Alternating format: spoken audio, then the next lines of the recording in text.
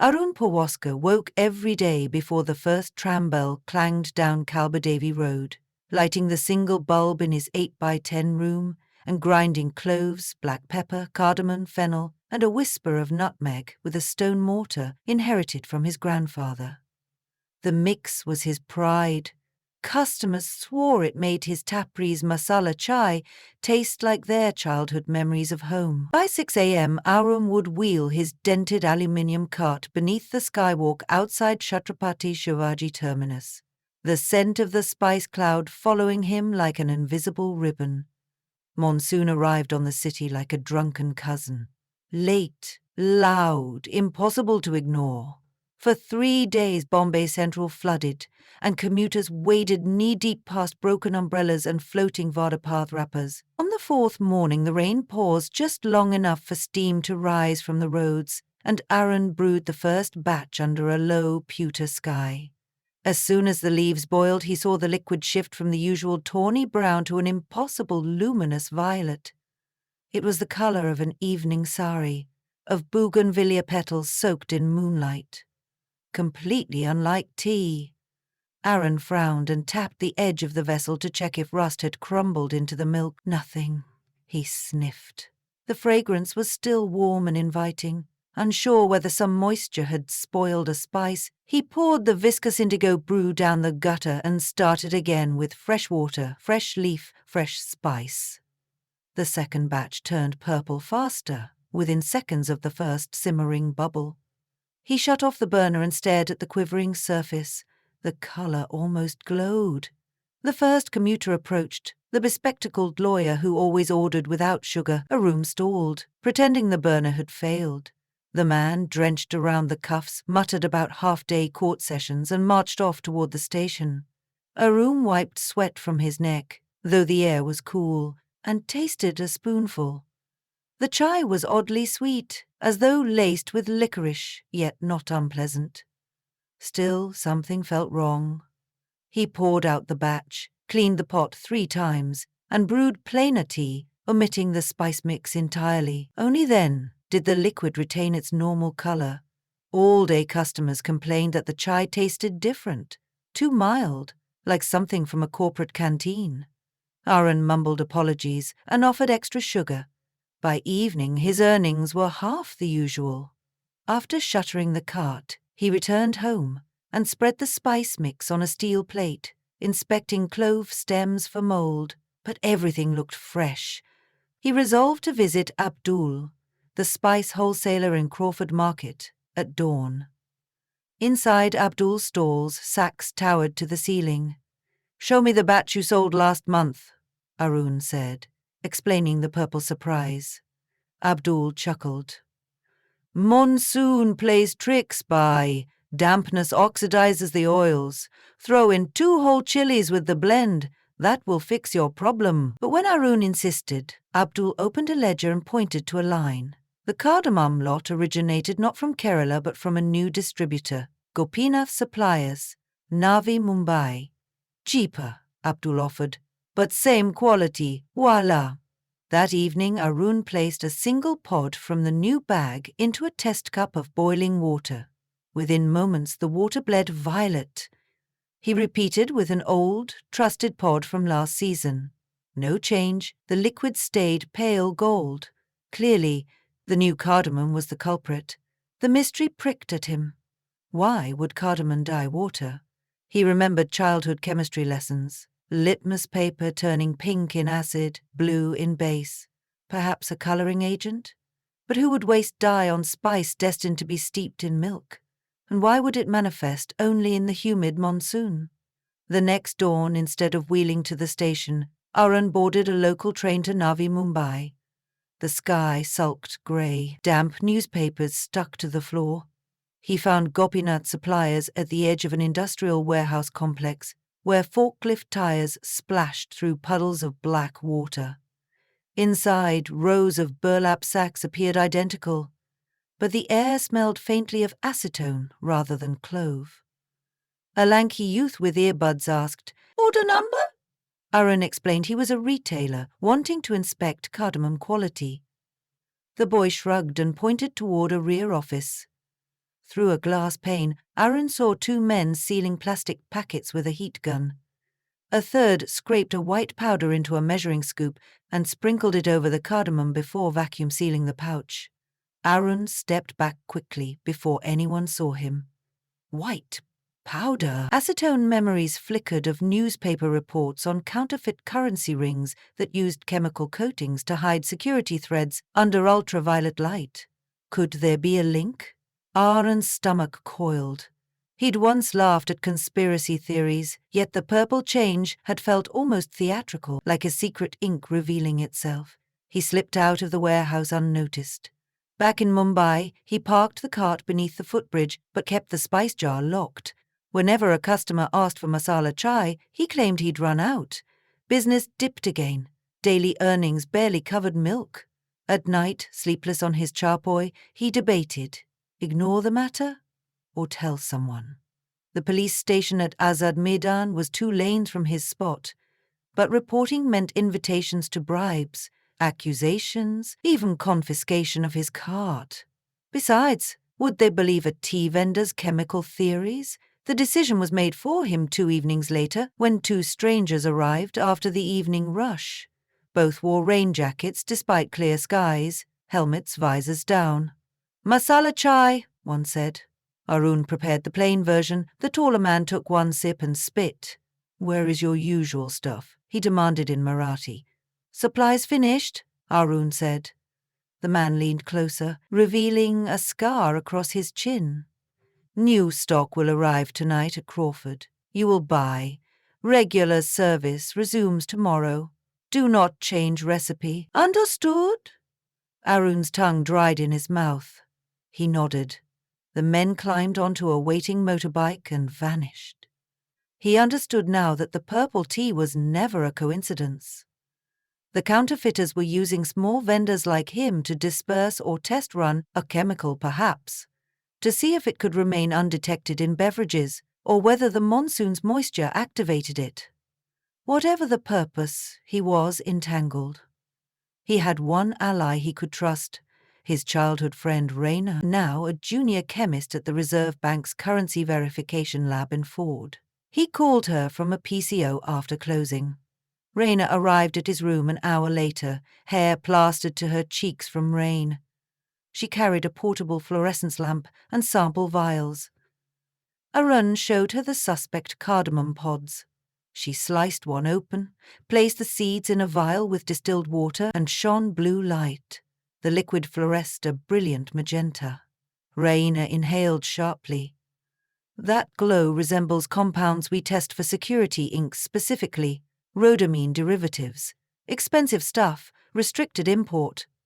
She added a reagent, waited. The solution turned cloudy, then cleared. "It's mixed with camphor oil to mask smell. Clever. Under milk and sugar, no one would notice. Humidity probably hydrolyzes a protective shell, hence the monsoon activation." Arjun asked, "What does it do to money?" Raina explained that modern rupee notes have ultraviolet security fibers. Counterfeiters attempt to mimic them using fluorescent chemicals. Rhodamine-based inks, if applied in microdots, can trick cheap detectors. Smuggling such dye inside spice shipments would evade customs. "Your chai is the mule," she said quietly. They both sat in silence, the fan clicking overhead. Outside, thunder rolled.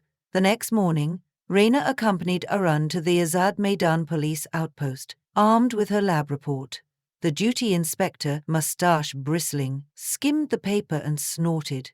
"Chai turning purple, secret ink picture, abhi baki hai." He laughed with his constables. But when Raina flashed her Reserve Bank ID, the inspector's smile faltered. He summoned his superior, Assistant Commissioner Rawat. Rawat listened carefully. He summoned his superior, Assistant Commissioner Rawat. Rawat listened carefully, swirling the purple sample under the desk lamp. "We have heard whispers of a new counterfeit batch hitting markets in 2 months. Your information fits." Yet bureaucracy stirred slowly. Rawat wanted concrete proof connecting Gopinath's suppliers to a printing press. He proposed a controlled sting, using Arun's cart as bait. Serve the purple chai tomorrow as usual. We'll have plainclothes officers nearby. If the pickup men approach, we follow. Arun felt sweat bead behind his ears. The scarred biker's face flashed before him, but Raina squeezed his hand under the table. We'll stand right there, she whispered. That night, Arun prepared 2 large kettles. One contained genuine masala, the other held a special brew laced with the counterfeiter's cardamom, its bright hue concealed inside opaque brass.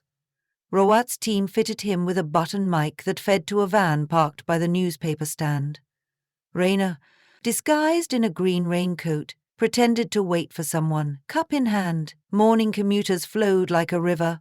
Arun poured glass after glass, careful to reserve the purple batch for unknown customers.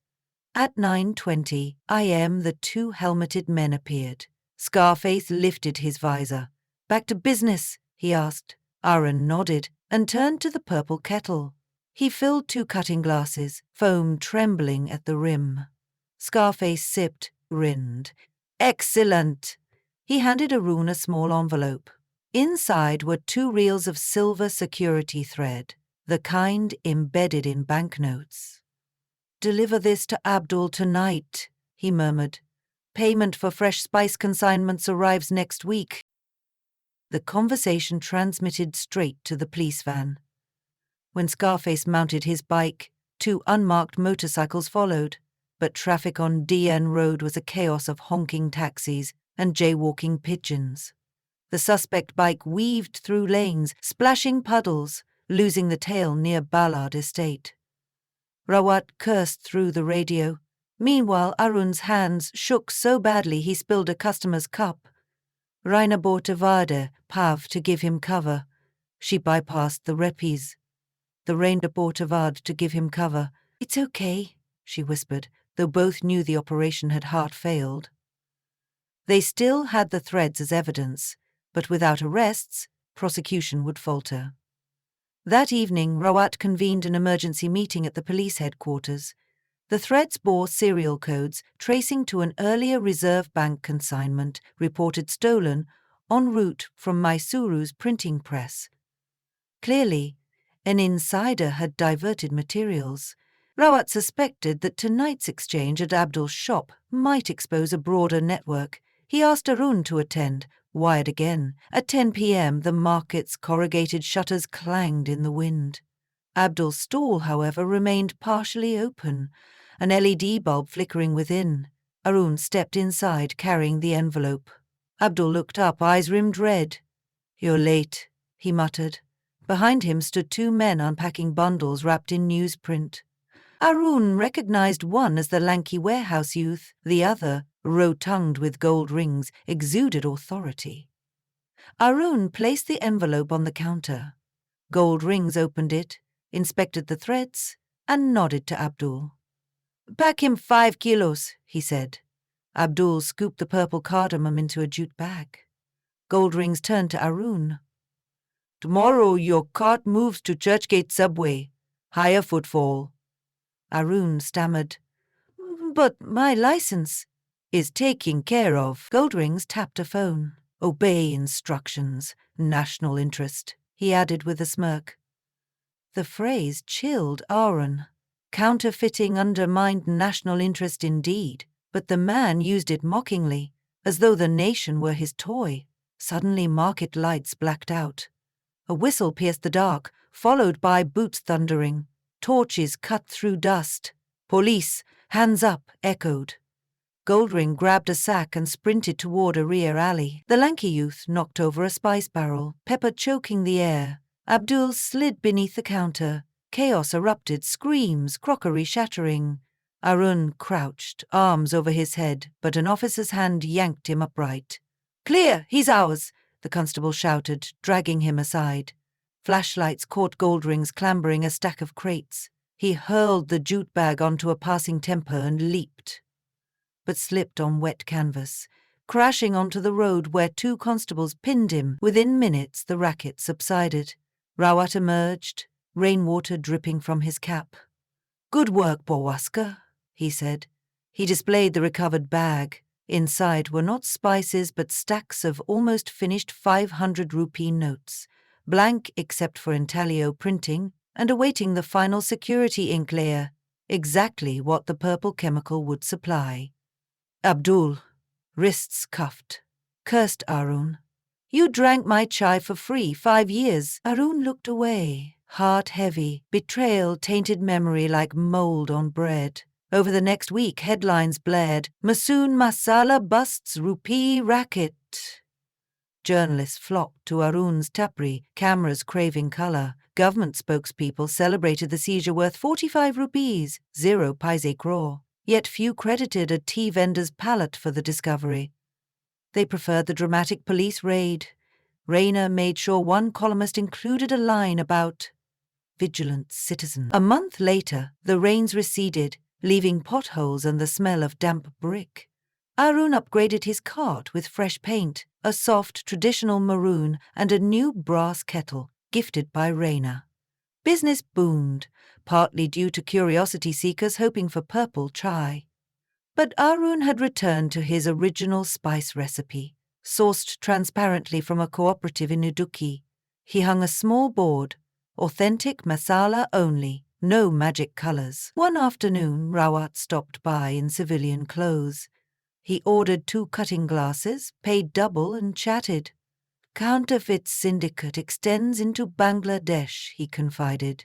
Interrogations ongoing. Your testimony scheduled next month. Arun nodded. He was ready. Fear had melted into quiet pride. He asked the commissioner to wait and quickly brewed a small experimental batch. Just ginger, tulsi, a hint of saffron. The liquid turned a comforting amber. He handed the glass to Rawat.